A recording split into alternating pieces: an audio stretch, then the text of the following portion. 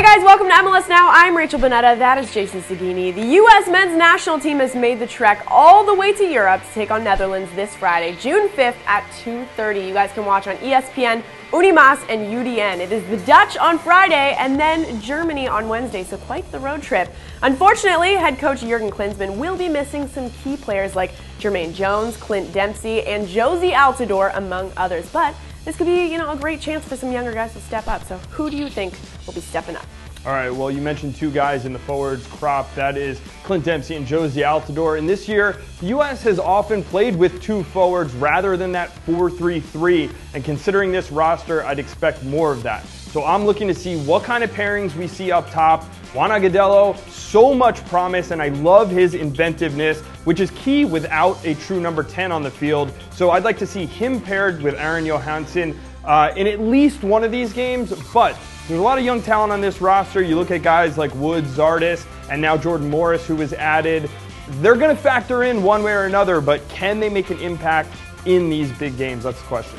Well, as much as the U.S. wants to score goals, they're playing against two high-powered attacks. So what do you expect to see in the back line?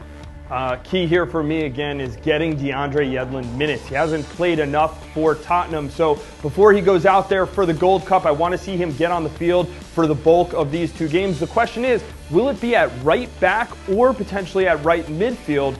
Could we see Timmy Chandler behind DeAndre Yedlin on the right, and then Breck Shea behind Fabian Johnson on the left? Would be two very interesting pairings with plenty of attacking ability and the defensive cover against two teams that are going to be very good in the attack. And then at center back, I think it's John Brooks and Ventura Alvarado. They need to get together in these two games, start to build some chemistry before Gold Cup. All right, okay, well, with these being the last two games before the Gold Cup roster is selected, is there a player that you think needs to make a really big impact in these games in order to get on that roster? Oh yeah, I hope so. Miguel Ibarra was, or maybe is, a great story, but I've yet to see him do the things in the game that tell me this guy has to be on the U.S. roster. I get that sometimes simple is effective, but I'm not so sure he's there to be simple. I'd like to see him impact the game on the offensive side sometime soon if he's going to make that Gold Cup roster. Okay, well, name me one player that we should keep our eyes on for the Netherlands. All right, a lot of people know Robin van Persie, but the guy I'm watching and the guy I would pay to see is Memphis Depay. He is going to be wreaking havoc on opposing defenses for years to come for the Netherlands. He scored 2 goals in the World Cup, so you might remember that. He also added 22 goals this season for PSV, and there is a reason Manchester United shelled out £25 million to PSV for him. He is a stud and only 21 years old. Well, it is going to be an exciting week of games, and in about 5 hours, I'm on my way to Germany. I'll be there for Wednesday's match. Never been to Europe before. Yeah, cry me a river.